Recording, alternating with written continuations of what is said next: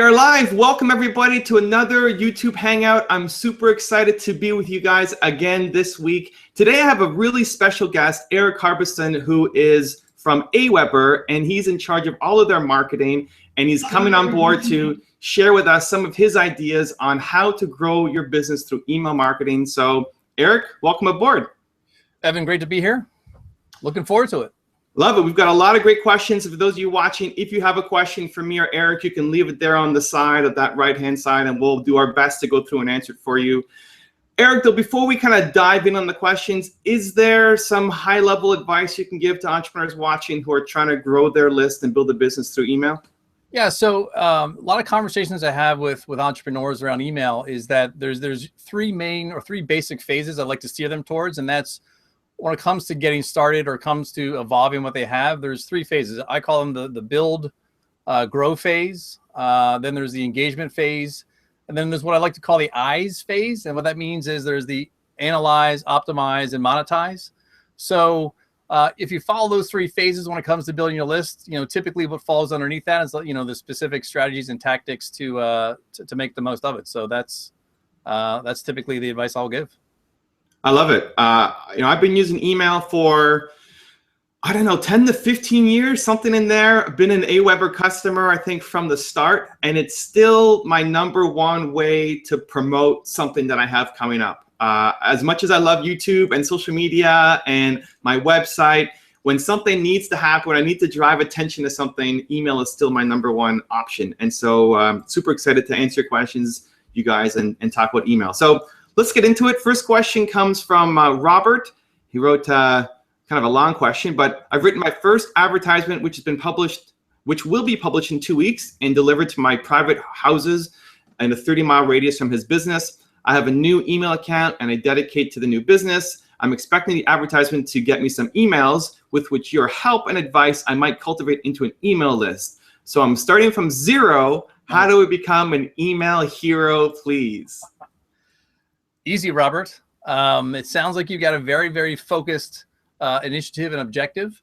And if it's a matter of getting started with those names, I would probably start with creating content that's very specific to those folks or those that you're trying to target within that radius.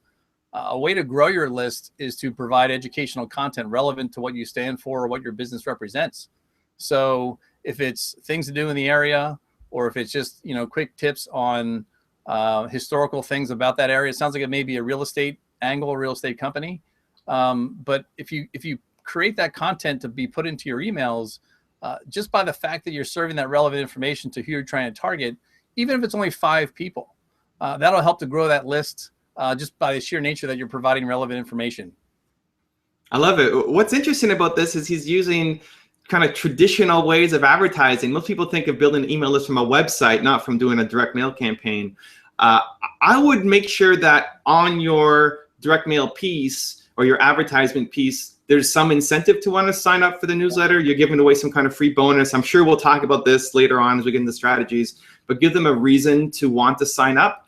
And then, like Eric talked about, giving them value in the newsletter. So if you're creating an autoresponder sequence or you're creating specialized broadcasts for people, you want to build that relationship with them first, establish yourself as an expert first, and then once they know you, like you, trust you, they're much more likely to want to do business with you.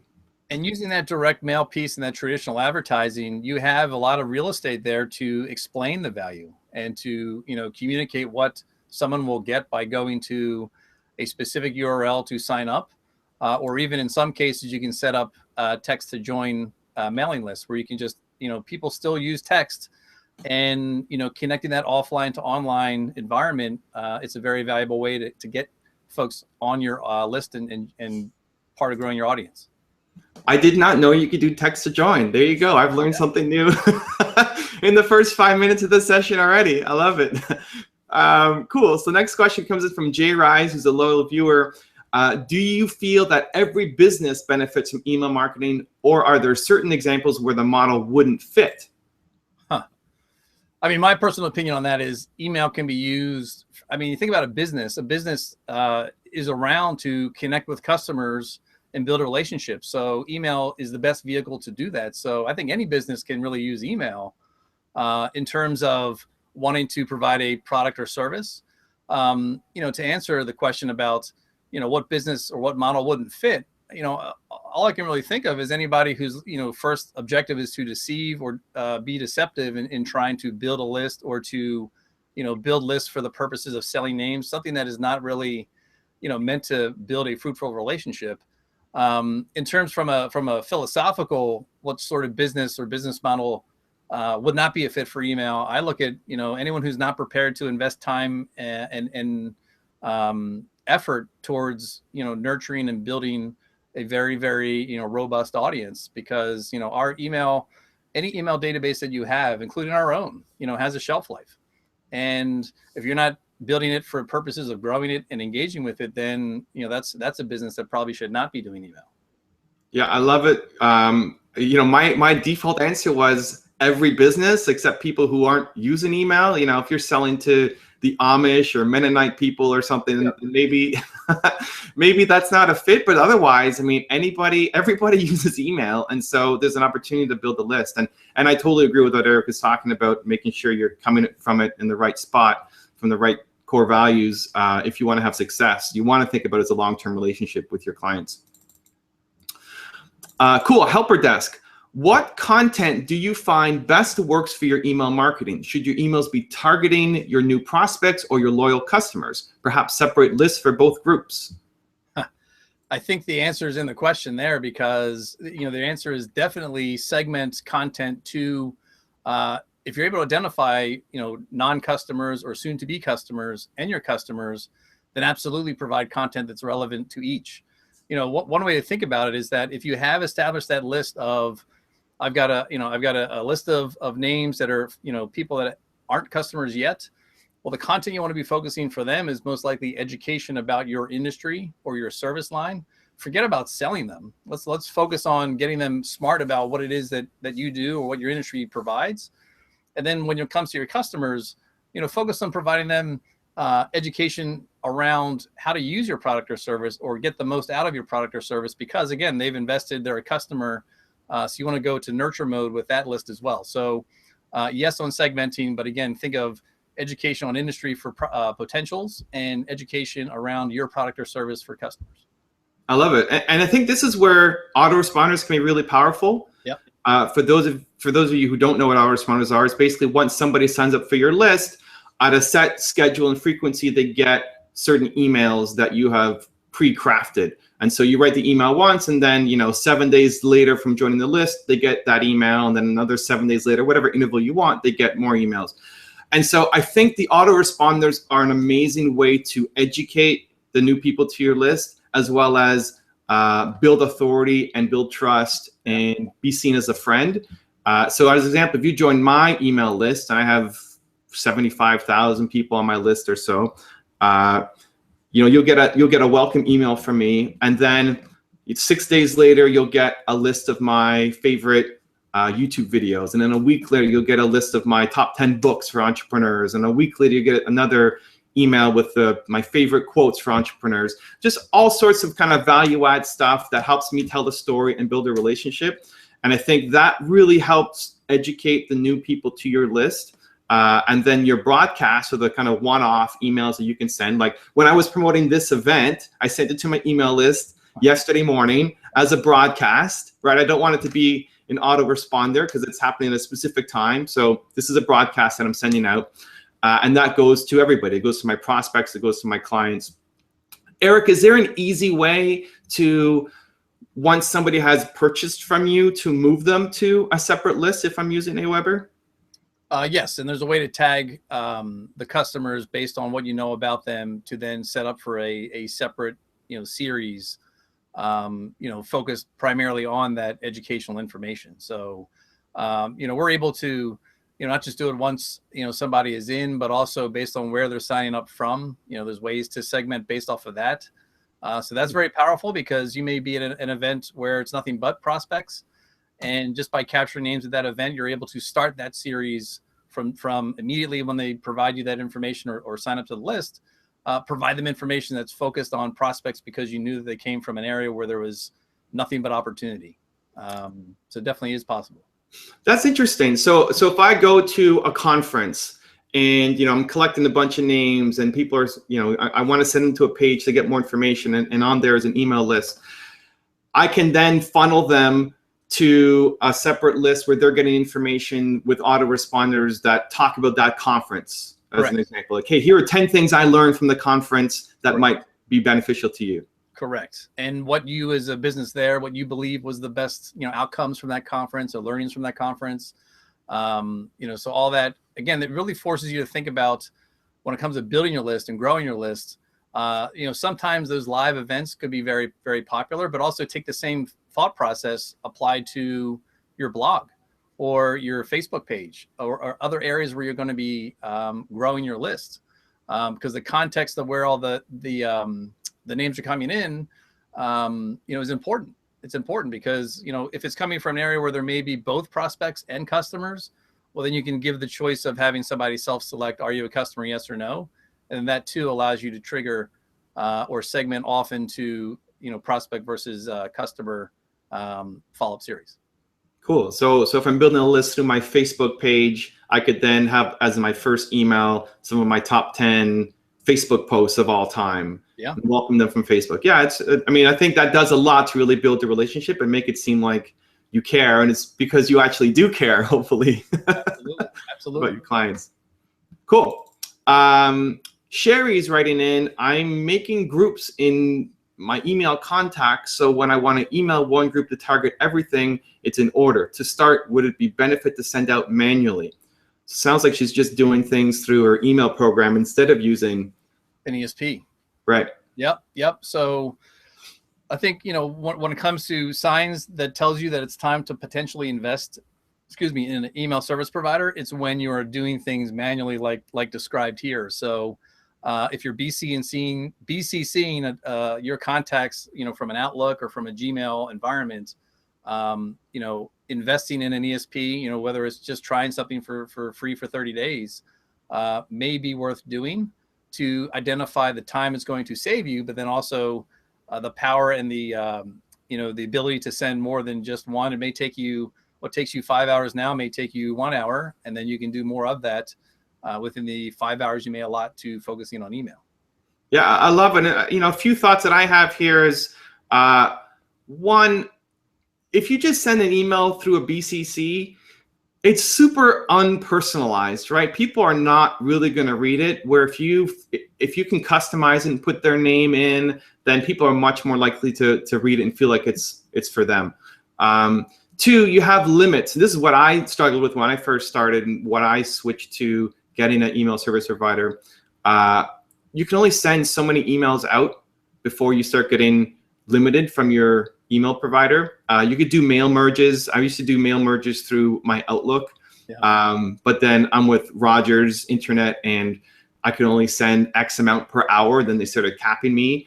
And then the other thing that I really find helpful is Aweber has this tool that helps you determine whether an email will go to spam or not, which I find super helpful. So whatever message that you want to send, you plug in there first and it'll say, listen, this has a high spam score because you use these 3 words. And if you take out those words or replace them with something else that may seem super trivial and easy to you, but that might increase the chance of your email getting into those people's email inboxes by an insane percentage. And so once I saw that feature at Aweber, I'm like, I got to go sign up. And then just managing the ability to unsubscribe, right? You can't just spam people. There has to be a way for them to unsubscribe from your list if they don't want to hear from you anymore. So there's so many reasons to move to an email service provider. And it doesn't have to cost a lot, right? I mean, what does Aweber start? I mean, this is a free trial, but then at a base, what are we looking at for Aweber? $19 up to 500 subscribers. And if you think about it, if there's, if you're serious about growing your business and you have, not everyone's selling something not everyone is selling something, in terms of product or a widget. But if you think about the value that can come from just a $19 investment, it's really conversations we find ourselves just in knowing the space and talking to entrepreneurs is your IP and your knowledge is something that is worth, it can be monetized. So for $19 as a starting point, It's very easy for businesses to get that back over time. And it shouldn't take, maybe you give yourself a 3 to 6 month window to create some IP, whether it's a PDF or something that is of value to your audience, that for $19, $29, it's something you can sell. And that is easily going to offset the cost of the ESP. Yeah, I think honestly, as soon as your list gets to like 25 people, you're emailing more than 25 people at a time, I'd be looking at getting some software, because it's just not worth the headache and hassle. Correct. Okay, cool. Next, Dakaba. I hope I pronounced that properly. There are some communities where technology is not fully embraced. How can we use email marketing effectively to them? Yeah. So when I think of this question, it sounds like there may be certain areas or societies that don't have access to the technology. Therefore, email may not be something that is seen as something to connect and engage with certain audiences. If I understand it correctly, if that's the case, but there is some penetration of technology where you can get emails back and forth, I see that as a way to use email as a catalyst to increase awareness. So, yes, it's all about building a relationship and an audience, but, I see it as a way to, connect with those that do have connectivity to increase awareness and messaging to those that do not. Whether that's an incentive program that comes through the email that's being connected, but just use it as a catalyst to connect with those that do not have the technology. Yeah, I think email is, it's fairly low tech. You don't have to have an insane setup to be able to have an email address. But back to one of the questions that we answered at the top, is it for everybody? Again, if you're selling to the Mennonite or Amish and they don't have emails, then maybe this marketing strategy isn't the best for you. But if your audience has an email address, then you should definitely be looking at email marketing. Yeah. Davin. Hey, Evan and Eric, I'm going to start grad school for entrepreneurship. My current plan is to work a regular job until I'm done and then break out.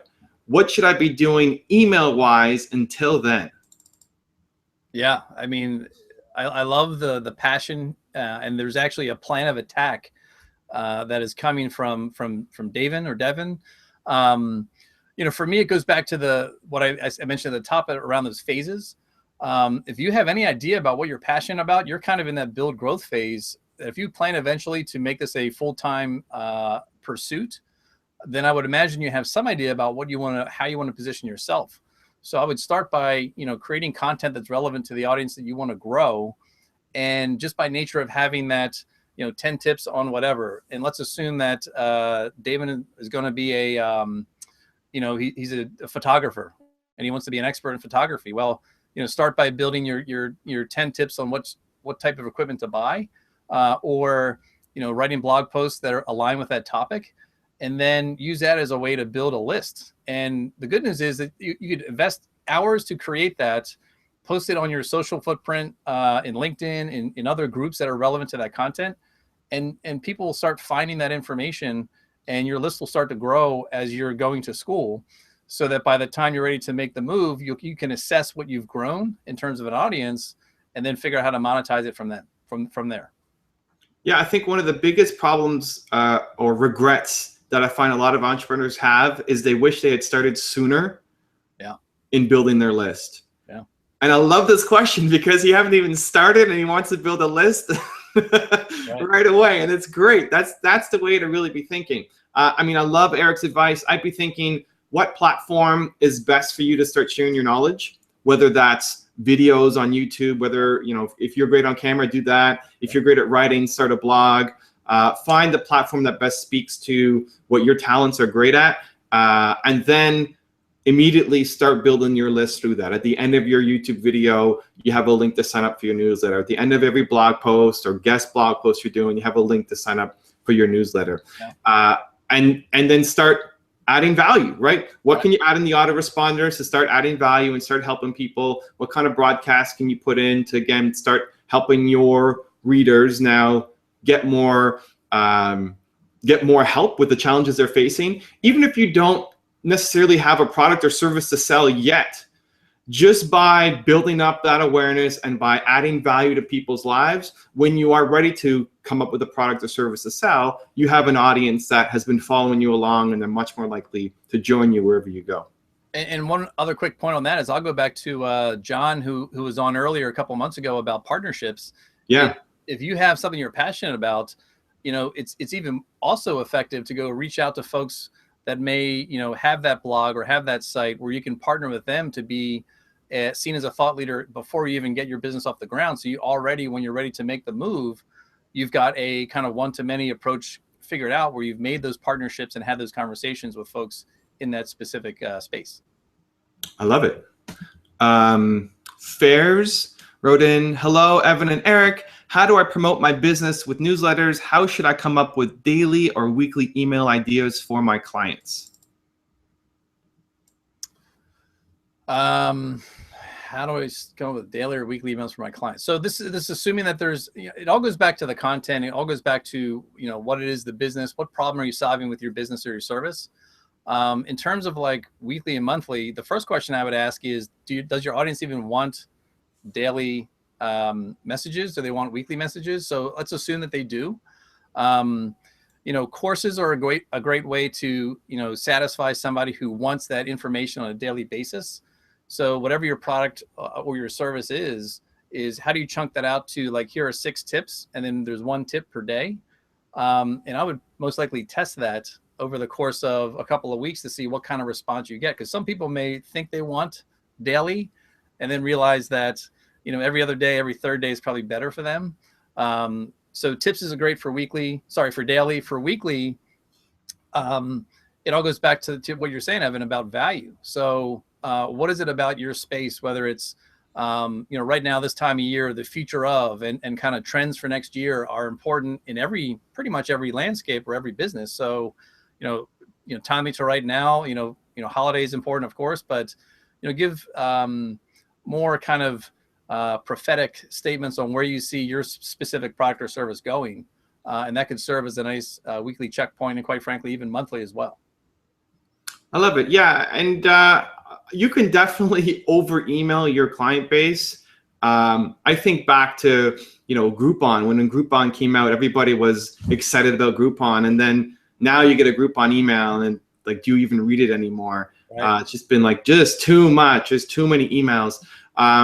More important than the quantity, that was going to be the quality, right? To Eric's point, it's got to add value. People will read it if it's adding meaningful value to their lives. If I was doing a daily thing, I would probably have something super short and something kind of inspirational, motivational, kind of start your day with this quote or tip. Right now, I post to my audience twice a week. I'll usually do a regular broadcast newsletter that goes out every Wednesday morning. I tested that Wednesday morning at 5 a.m. seems to have the highest open rates on my email list. So that's when I post my newsletter. And then I do my ongoing series, the autoresponders, every week from when they signed up. So if somebody signs up at Sunday at 3 a.m., they're going to keep getting emails at Sunday at 3 a.m. because that's when they're likely to be online. Mm-hmm. To that point, Eric, can you talk about testing and how you handle it? Because it's such a powerful feature of the Aweber platform to really help you get the most out of each newsletter that you send out. Yeah, and split testing is usually the topic that entrepreneurs and businesses are trying to grapple and maybe try to perfect, but it's something that's always going to be ongoing, and it's always going to be something you want to test. So within Aweber, split testing subject lines and content in your email is always something that can be done. It's just a matter of making sure you know what you want to accomplish. You talked about what sounds like best time of day or best day of week to send, and whenever I'm asked that question, my answer is always yes, because for the point you just made is that somebody may be engaging with their emails on Sunday night, at which point they want to get that email, or they're most receptive to that email on Sunday night. If you're sending a broadcast where it's going to be kind of that one message to everybody on your list, that's something that's worth testing, because with over half of all emails being opened up on mobile devices, you have to consider that in terms of when and where someone's going to be consuming your email message. And that's where I like to say, there's some businesses where 2:00 on a Tuesday may be better than someone who's trying to target a mobile centric audience where, you know, in the morning commute might be worth it if it's someone in a commuting city. So you really have to figure out, you know, who's your audience and what are their consumption habits, you know, to determine when and how you would best, you know, test that day, a time of day or day of week. Cool. Yeah. And for those of, you know, the audience watching now who may not be super familiar with the mechanics of split testing, basically what it allows you to do is you can have multiple emails go out to segments of your list. So if you have 1,000 people on your list, you can have, you know, 4 different versions go out, and Aweber will automatically pick a random 250 people to get version A, 250 to get version B, and so on. And then it'll show you the open rates for each version. It'll show you how many people clicked on to your website or did whatever call to action that you asked them to take. And so it allows you to kind of figure out what time of day works better, what subject line works better, what call to action works better. And that can help you kind of define and improve your campaigns ongoing. And it's great that that's kind of built in all the analytics, and that's where the value really comes in using an email service provider to help you kind of launch your campaigns and have success with it. And so I guess the last point of that is make sure you're testing one thing at a time. Right? It's the rule in marketing. Like, test your subject lines, right? And just figure that out. And then test your time of day and day of week, right? Because you never know what's going to work until you can isolate just that one variable. I think anybody in marketing, I guess as you grow up through like the corporate world, you understand that. But a lot of entrepreneurs, when they're split testing, have too many variables, and it doesn't help you make kind of good decisions. Right. Pastor D, I'm launching a new product and I'm targeting new prospects. How do I start my list from scratch? And I'll go back to the framework of those phases. You know, how do you start from scratch if there's a new product? Again, whether it's a widget or an online project or online product or something like that, it's if you're starting from scratch, I think that's an advantageous position to be in, because you can kind of see what's being said about this product. And then again, it's all about creating the content that's going to want somebody or give somebody a need to give you their email address to get that valuable content that you've produced. And I know it sounds like kind of a not so much a catch-all, but it, you know, it works.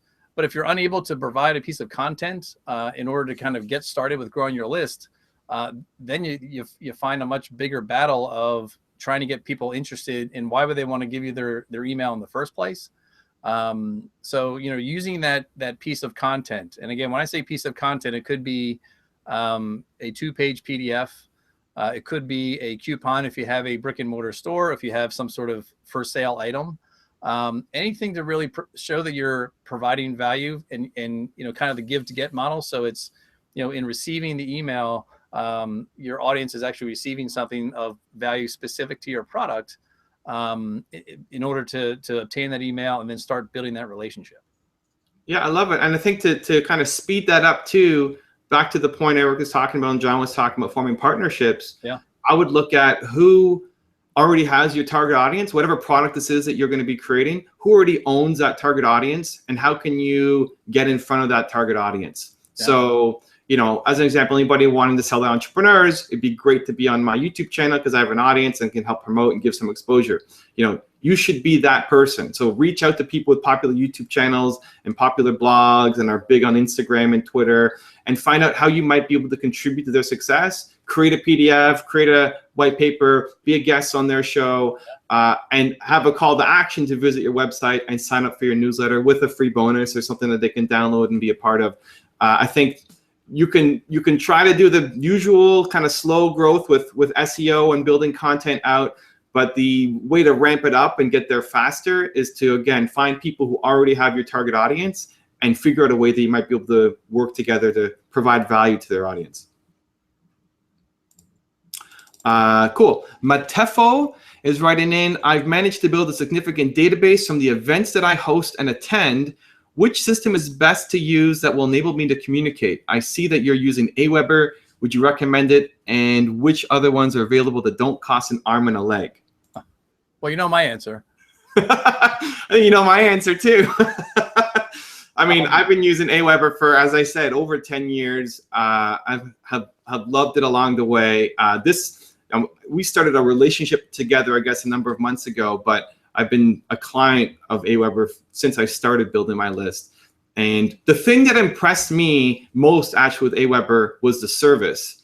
Because a lot of the technical features may not be that different between the providers. I could be wrong. I haven't dug deep into the competitors to see how they're different.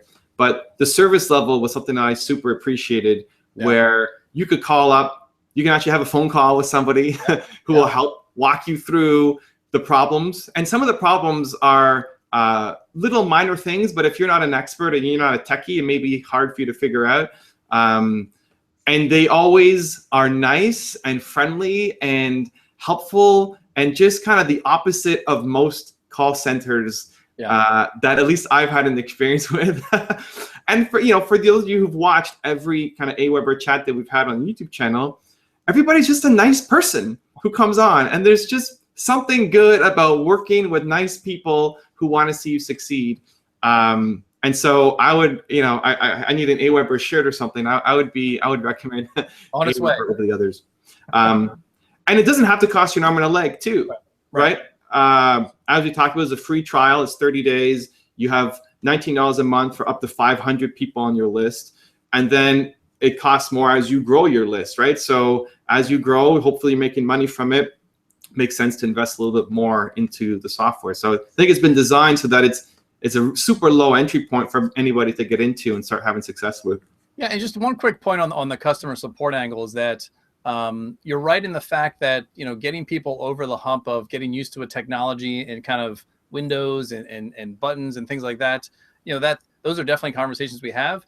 But for those that kind of know how to get past that and they're familiar with the interface from either another ESP or something else, our customer support team, and you may have experienced this, is that it's support not just from the platform standpoint, but support from your business standpoint. So if you're not sure when to test something, or you have questions about your strategy or how to best use what you've built, our team is ready to answer those questions with you too. And you'll get strategic support as much as you will technical support. And that's the best thing about our team, is that they're so skilled and they're experts across not just the product, but also the email industry, that there's a lot of great conversations that I overhear down there about helping people strategize with, when to launch that test, or, images or even design of an email. So I think that's another value that you'll get if you're looking to test an ESP. Yeah, I mean, for me, it feels like they actually care, that you're not just reading off some script, but that they actually care about my business and what I'm doing. And, I don't need to name drop Eric's name to get good service. It's just kind of built into the company. So cool. Obviously we're both biased, so that's our answer, but you asked, so there you go. Psych2Go, why are companies like BuzzFeed.com not taking full advantage of an email list and instead relying on social media? If they wanted to, they can convert all their social media followers to an email list. Yeah, that's an interesting question, because you look at BuzzFeed and what they represent, and they most likely why they don't do it, I don't know that we can answer that, other than assume that their strategy is really to embrace kind of the social landscape. And they may not want to convert all that social audience onto an email list, although they may have portions of it, or they may do some of it. But I agree in that, it's great that Psych2Go saw that as seems like a missed opportunity. Not knowing what BuzzFeed is doing, there is opportunity to do that. And if you just take that observation and apply it to your business, there definitely should be thought around how do you use social to build your audience in your email, and how to use your email audience that you have to increase the engagement in your social platforms. So specific to BuzzFeed, could be a strategic decision, but how that relates to your business or what you're trying to accomplish as an entrepreneur, you should definitely see the two as two areas that can complement each other. I mean, I think Eric's answer echoes a lot of what I'm feeling too. I think there's any company you can look at, Microsoft or Google or Toyota, and you can come up with a million ideas. Like, why aren't they doing this? Right. And maybe it's a hole in their plan. Like maybe they have thought it through, or maybe they haven't. But again, without being on the inside, it's hard to really know. I think social is a lot sexier. I think it's a lot more, mainstream and on the tip of everybody's tongue. And from somebody, you know, me, who is hardcore on social and all in on YouTube and spend a ton of time, a disproportionate amount of time on YouTube and in my social networks, I still find insane value in email. And again, if I had to get something out and drive people to join a call like this or buy a product, my email list is the first place that I would go. And so I don't see them, like Eric talked about, as being mutually exclusive. Like you have to do social or you have to do email. They support each other, right? Email can help your social campaigns can help your email list. But if you want to get in front of somebody immediately, email is still the number one place in my book. Because if I make a YouTube video, it's not guaranteed that it's going to go to all of my 150,000 subscribers. Right. If I put out a tweet, it's not guaranteed to hit everybody. Same thing with Facebook, anywhere else. Where email, it's not guaranteed that they're going to open it, but it's hitting their inbox. And people still check their inbox every day, where they may not check every single feed on YouTube every day and every single Twitter account every day. And so I still think there's insane value, even though it may not be as sexy as social. It's an insane value to help your business grow. Yep, agree. All right. Rishi Cup TV. Hey, Evan and Eric, how might we want to consider differentiating the value we provide through email marketing from our other social media marketing so that it stands out in a good way? Thank you. Yeah, so this kind of the answer you just gave kind of touches on that a little bit. And one thing I can use, or one thing I can say to kind of support that, or support what you're saying is, you know, when everyone built their social media platforms, it was always, you know, think about it like a cocktail party. Or think about a party you're hosting where you need to make sure everyone is engaged through using, you know, showing videos and images and things like that. But if you think of social media as your, you know, kind of you hosting the party, think of email marketing as your coffee date, where it's one-to-one. And it's all about you and the person you're sitting across the table from, you know, versus the other end of your email. So if you think of it that way, what sort of conversations would you have in social that you wouldn't have on that one-on-one coffee date? So obviously the answer here is that there's more personalization. There's more, you know, direct listening and the ability to set expectations that says, I'm going to, you know, let's do this again next Tuesday, and actually, you know, commit to doing that with that individual. So the expectation setting that you can do in email allows you to be more successful in, you know, if you're a business, it's sign up for my weekly newsletter every Tuesday. I'm going to give you 5 pieces of advice to grow your business. I'm going to check my email every Tuesday. So you're able to set that expectation in email, regardless of the noise and the other emails that come in your inbox. You're looking for that email, or if you see that email, there's a connection that you have a greater likelihood of opening that up. Yeah, I love it. I like that analogy that you made. That's pretty cool. I mean, I'd also remember that email is a written first platform. Yeah. So what you would put in a newsletter versus what you create in a YouTube video, the strategy might be a little bit different. But it's true. Like to Eric's point, I can't get in a YouTube video and say, "Hey, Rishi Cup TV, it's great to have you back." You know, I mean, we can mention your live broadcast, but otherwise I'm talking to everybody. We're in a newsletter. You can really customize it. And back to what we were talking about before, I can customize it further to if I know they came from an event, or if I know that they're a customer of mine versus a prospect, or any other information I have about them that I've tagged. Right. I can make that newsletter really fit what they want, where with a social post, yes, you could have, I guess, a YouTube channel for customers versus prospects. Doesn't really happen that much. It's very much more the kind of one-to-many approach with most of social. Yeah. Tamara writes in, is there a way to get email addresses with YouTube? What's the best way to obtain email addresses? What is the best kind of content to include in a newsletter? How often should emails be sent out? Lots of questions. I feel like we've addressed a number of them already, but how about through YouTube? Do you see strategies working to get email addresses through YouTube? Yeah, so, you know, and you had mentioned this earlier, where at the end of a video, if you're engaging somebody, or somewhere in the middle of a video, if it's, you know, more than 5 or 10 minutes long, is encourage people to engage or go off to a link. There are some video platforms that allow you to embed email capture forms inside of the video. So when the video is done, enter your email here. and you can engage and grow and capture names from the video itself. So there are ways to basically, link off and get people to go to a page to maybe get more information before giving you an email address, or you can just simply capture that email information right from the video itself. Can you do that within YouTube? Embed a form? I'm not sure if YouTube is form ready, but like Wistia and Vimeo have options where you can embed certain variations like that. So that's cool. That would be amazing. So I got to look into that. How I do it, I get a lot of people on my newsletter from YouTube. We have an end card. So when the video is done, there's an end card. It usually goes in. Most people just promote, hey, watch my next video, my previous video, or maybe subscribe to the channel. Where I want to get people on my newsletter.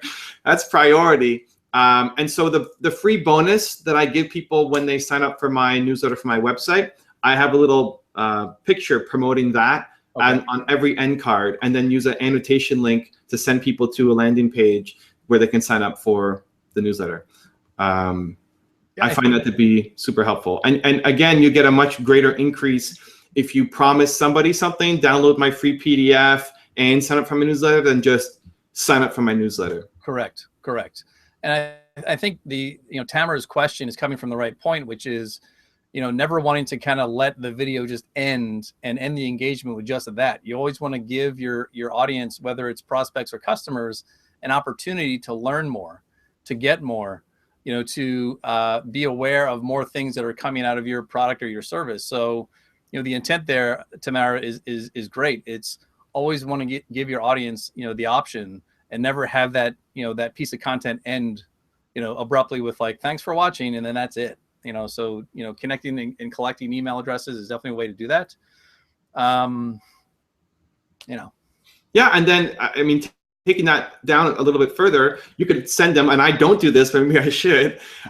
You could send them to a page that then tags them to a YouTube list. So they came from YouTube. Yep. In your welcome email, you say, hey, so glad you came here from my YouTube videos. Here are my 5 favorite from my channel, yep. Right? You can super customize that list to be just from your YouTube audience. And then I'm assuming that will help increase the engagement and the connection to you as well. And even back to the text to join comment I made earlier is, think of those that are consuming your video. If that's happening a lot via mobile or on the go, just having kind of an overlay that speaks to text this to join my list or to get this download or something like that is another way to do it, so that you're considerate of somebody having to go do something differently and kind of disembark from the engagement, is just use the text to join. That's actually really interesting, because so much of the YouTube consumption is mobile. Yeah. That for them to then click, actually, I don't think even you can click on an annotation. It has to be a card. For them to click on the card and then go to a website and then fill in their name and email and all that. That's a lot of steps they're asking somebody on the phone to do. But yep. They can just text to join. You got me thinking, Eric. I like it. Yep. Change is coming to my YouTube channel, people. I love it. Okay. Yoop Jobs is writing in saying that their audience consists of business professionals and businesses, and making a connection between them. And so I was wondering about how to create campaigns to attract both audiences, the professionals and the businesses. Yeah. So this just pulling some pieces from earlier comments we made, but Yoop Jobs, I would probably have you probably know someone who's in that professional segment, and know someone who's in that, business wanting to hire someone segment. If you just ask them for like, what are the 5 things you look for in your respective camps? Well, there's your first PDF. And again, PDF only has to be, 2-3 pages, even 2 pages. It's the value that you're providing for that, which is going to help you engage those that want to get that information. So if it's a professional who wants to work online, I'm assuming this may be like a freelance opportunity or something like that. Well, then it's, here are the 5 signs that you're ready to be a freelancer. Well, if I'm a freelancer or thinking about being a freelancer, I want to download that PDF. And then you have a list of, folks that are in that mindset, and that could or should help you grow that audience. And then on the other side, from the business standpoint, it's the 5 signs that you're ready to outsource, or the 5 signs you're ready to freelance.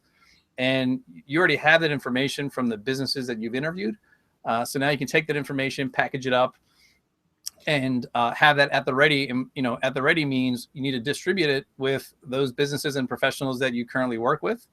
We talked about partnerships. That's another angle to help distribute that. But then also within YoupJobs probably has its own social presence already, and you can announce and distribute this information through those networks as well. I love it. And I think because you have two totally separate audiences, that you need two different lists. Correct. The content interesting for the professionals is not what the businesses care about. When it's prospects and customers, there may be content that overlaps. Yeah. Right. That you could send to everybody. But in this case, I feel like you just need two totally different lists, two totally different opt-ins, two totally different bonus guides, two totally different autoresponders. Yeah. And like if it's weekly campaigns or monthly campaigns, they each need to be different, because if you combine them, it's not as relevant anymore. Hey, Evan and Eric, should you mention the name of the recipient in the email? Example, Dear Mike, or should you avoid it? I was actually at a roundtable discussion last week with a group of B2B, B2C marketers, and this question came up. And it was interesting to see everyone's take on it, because there's the creepy factor of being too personalized, but then there's the option of, well, isn't personalization better, and shouldn't that help?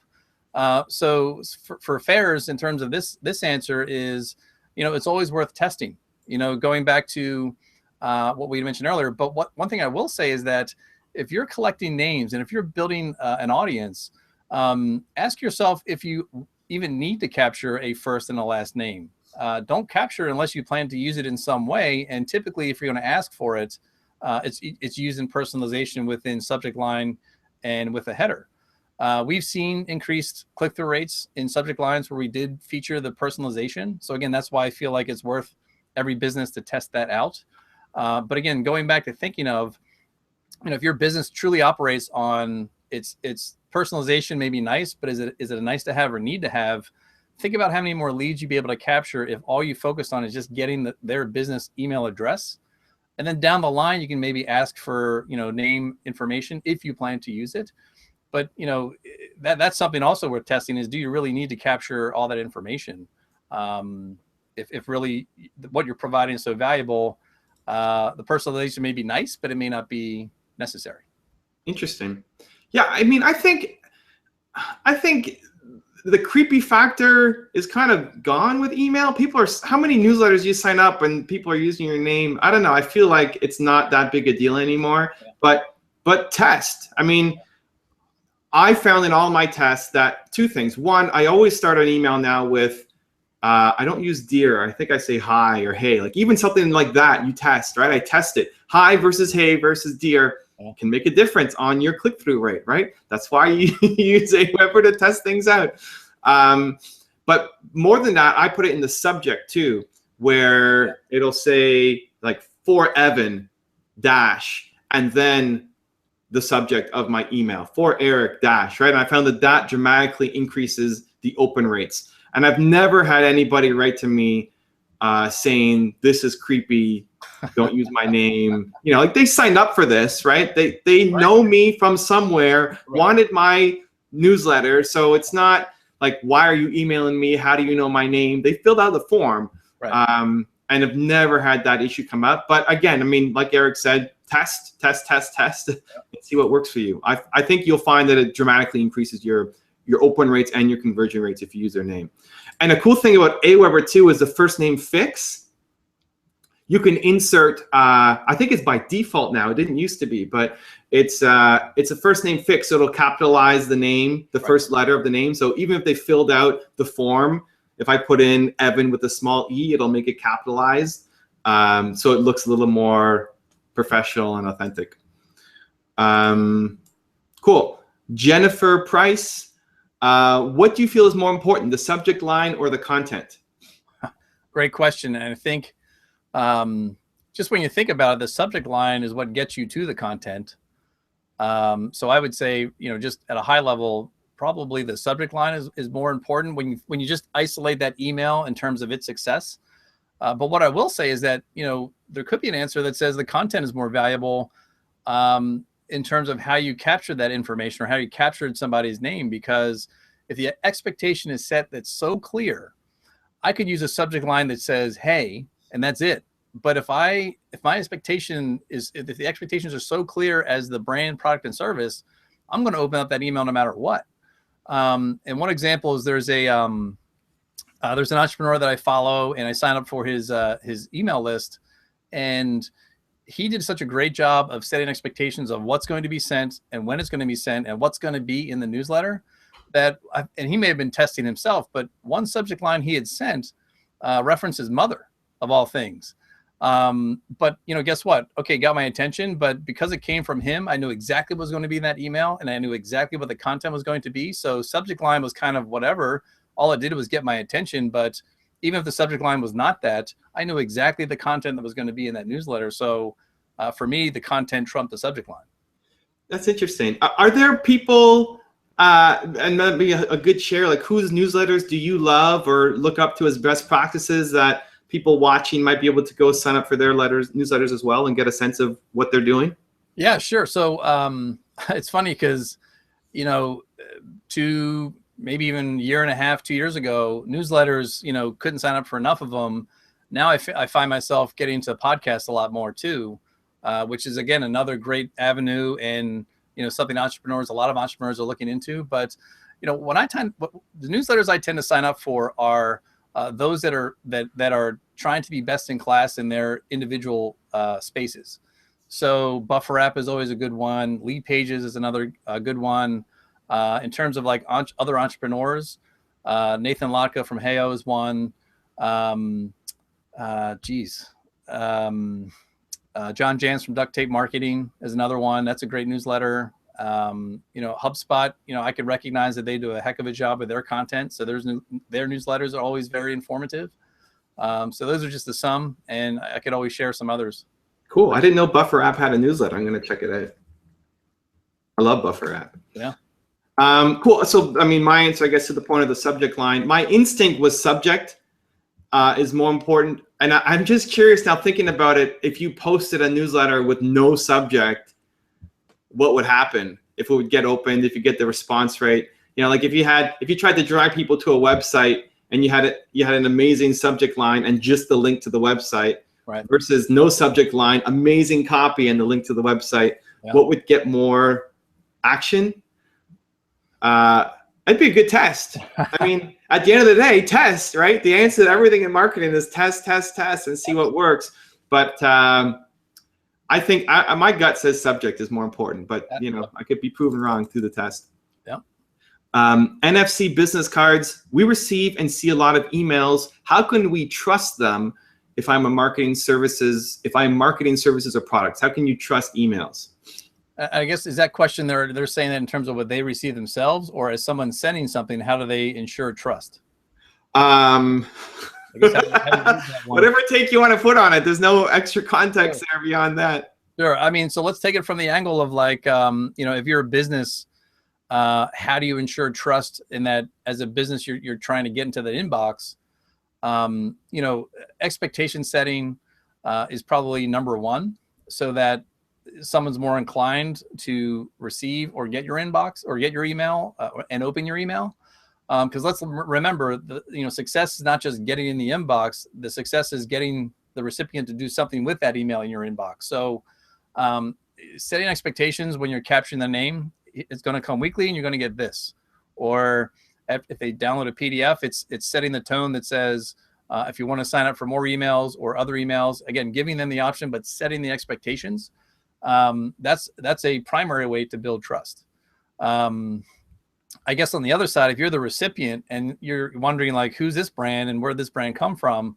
Well, if that's your immediate reaction, then I would say your immediate action to that reaction is going to be to unsubscribe, because it is something that clearly is not meeting your expectation, or it's something somehow your name got into a list or someone's audience that you're not really expecting, So, and we all open up emails every day where we say like, where's this coming from? And it may take some time to like, get you to remember like, oh yeah, I remember I signed up for that here and there. But if your initial reaction as an end user is, I don't know where this came from, then unsubscribe is your first step. Yeah, I agree. I think other things to add trust. one, I would show your face, show your picture on there, show your signature, have a personal message, tell me why this is so important to you. I think that's your advantage as an entrepreneur. That's how you beat the big guys, is telling your personal story and letting your passion shine through.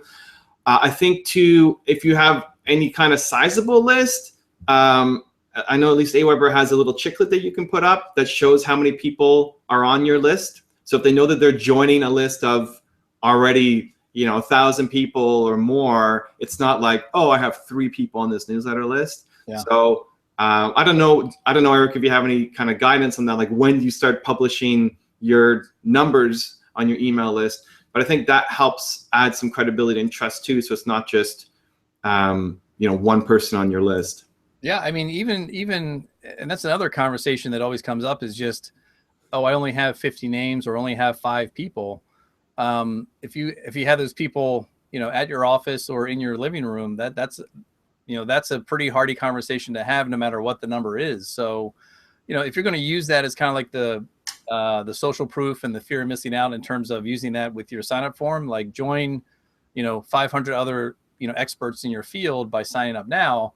I'd say depending on your niche, if you're in a crowded marketplace, you probably need, a couple hundred, couple thousand, but you said it before, is test it out, because even by having, that few hundred, scarcity equals value. So if there's only 500 people and I want to be 501, well, then I'm probably going to, think about joining. Cool. There's a lot of excitement about the conversation you're having about embedding forms into a YouTube video. If there's a technical way to make that happen, I will guinea pig that for you, no problem. Sherry's asking, is it wise to buy email lists? Yeah, I had a sense that this question would be coming. And again, going back to that roundtable as part of, that was a very hot topic, because for the B2B space, and this is a conversation I had with one person about, they're very actively purchasing lists. And when I just out of my curiosity, I asked more questions about where are they coming from, how do you get them? And as she explained the value of doing that, and that, buying 50,000 names at a clip, with certain parameters, was working in their mind. When I asked more about, like, okay, so where are those names coming from, and how are you sure, and just kind of like digging deeper, my answer is always going to be the same. It's something that I would not recommend doing, because, her question was, okay, well then how else do I, grow list at scale? And when we started talking about that content piece and the expectation setting, it was an avenue that had not been pursued.